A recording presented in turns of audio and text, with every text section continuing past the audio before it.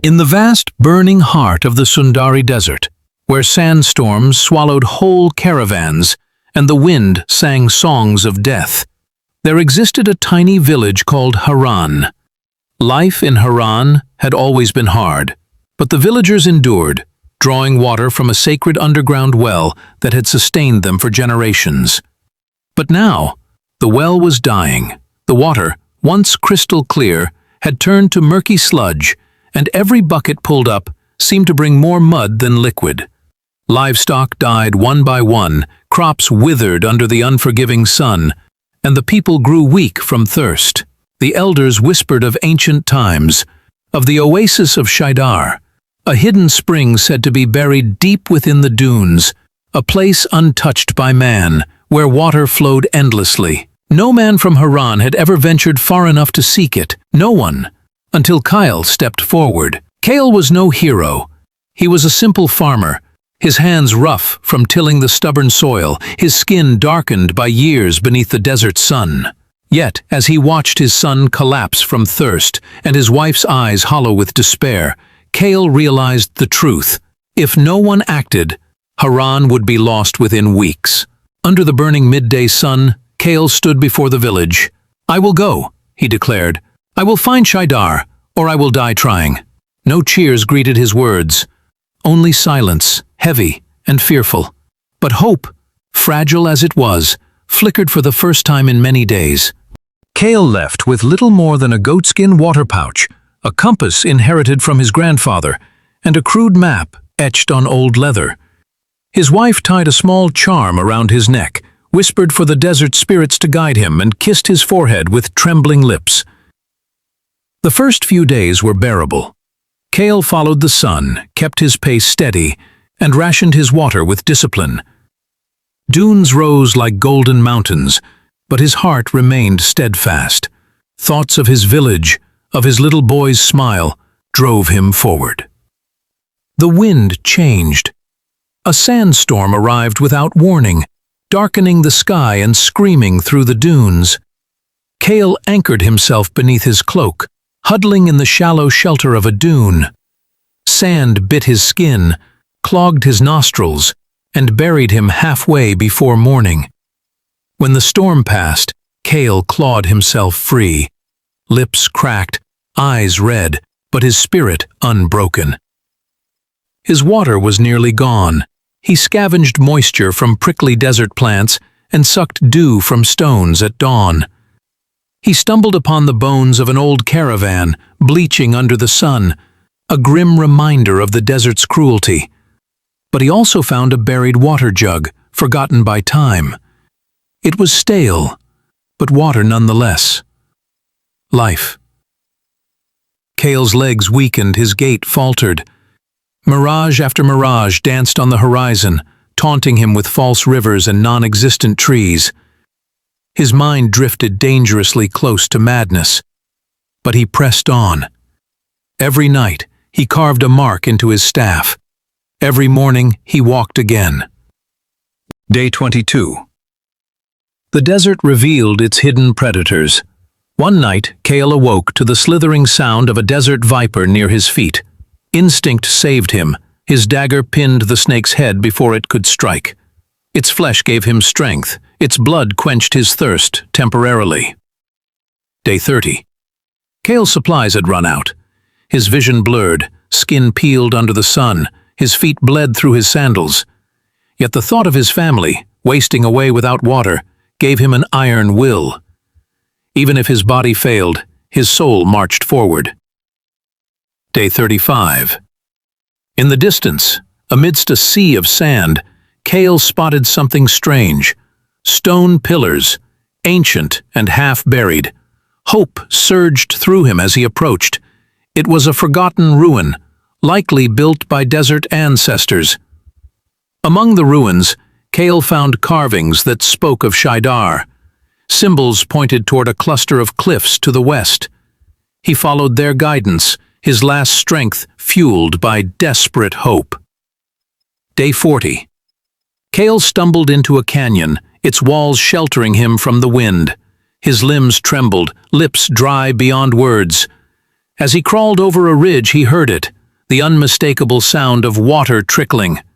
His heart nearly burst as he dragged himself forward. Below him, nestled between jagged rocks, a spring bubbled to life, crystal clear and endless. Kael collapsed beside it, tears mixing with the life-giving water. He drank deeply, feeling vitality surge through his veins for the first time in weeks. Day 60. The wind howled like a restless spirit over the barren plains. 60 days had passed since the last drop of clean water was drawn from the well. The earth was dry, cracked, and lifeless beneath their feet. Kael stood alone at the edge of the village, his skin burned and weathered, his frame leaner than ever before, but his heart steady as stone. Behind him, the village clung to life, barely surviving on the bitter dew and what little roots they could scavenge. Children no longer laughed, their eyes hollow, their bodies frail. The elders sat in silence, waiting, trusting in the promise Kael had made when he departed into the unforgiving desert.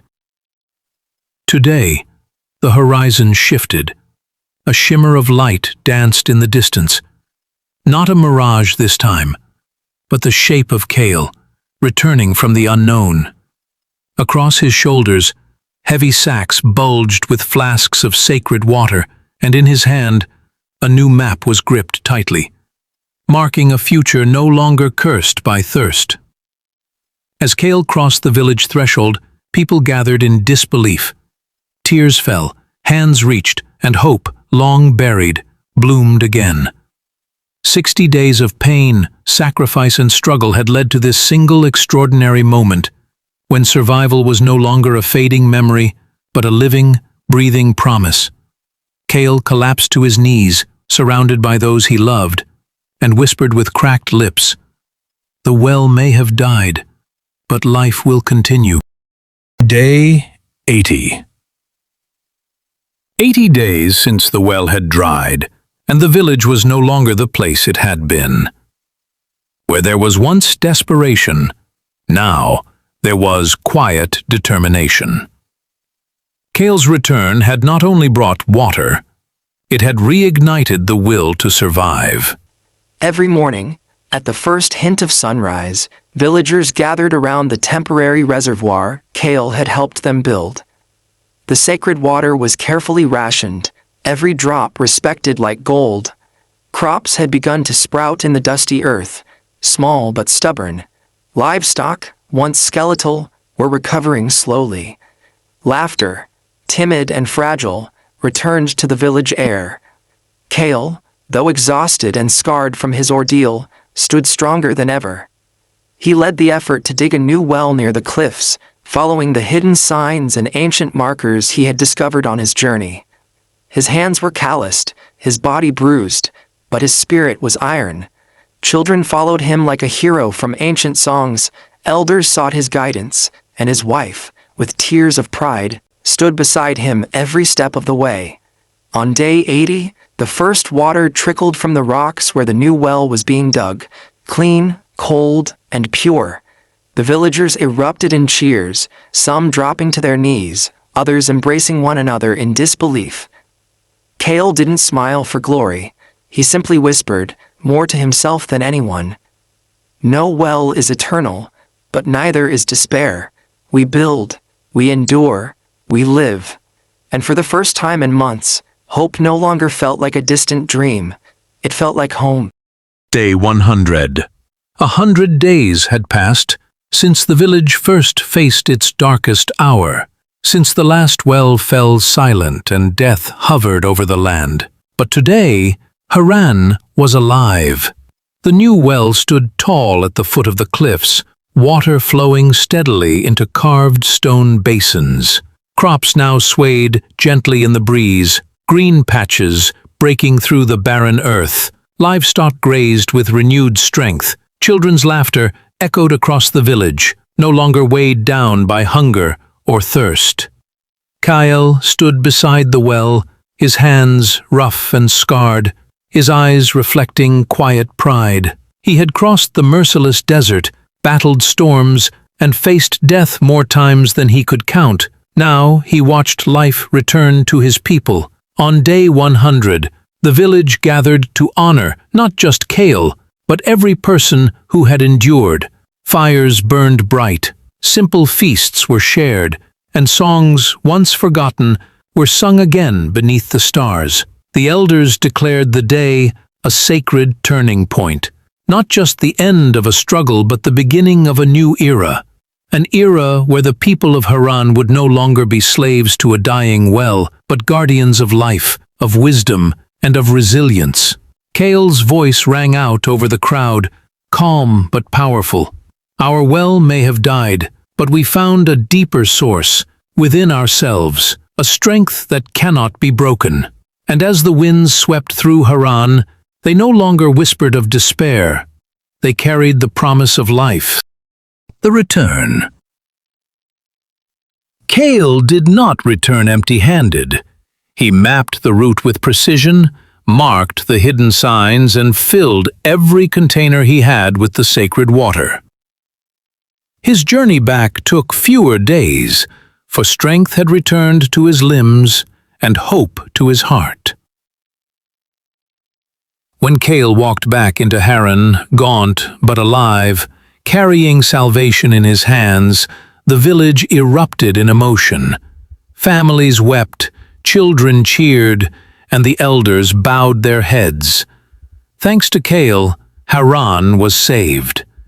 And though his body bore the scars of the journey, Kael's name became legend.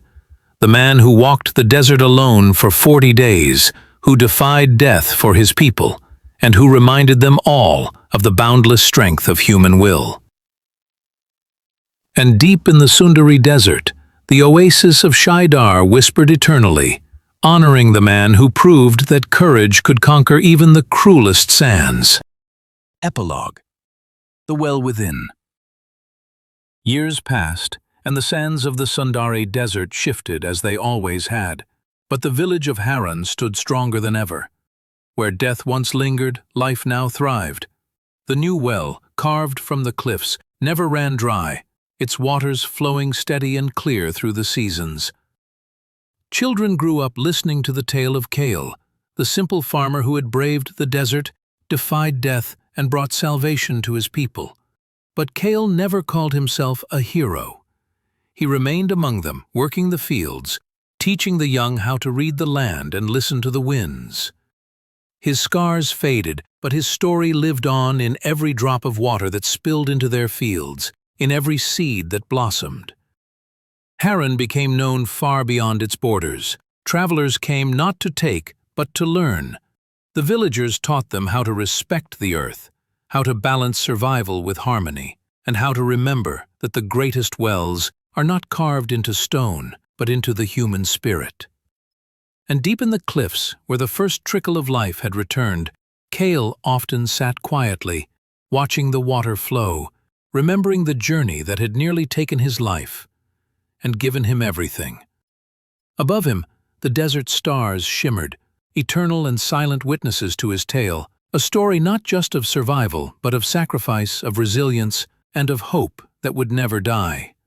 The well may have been lost, but the people of Haran found something greater, the well within.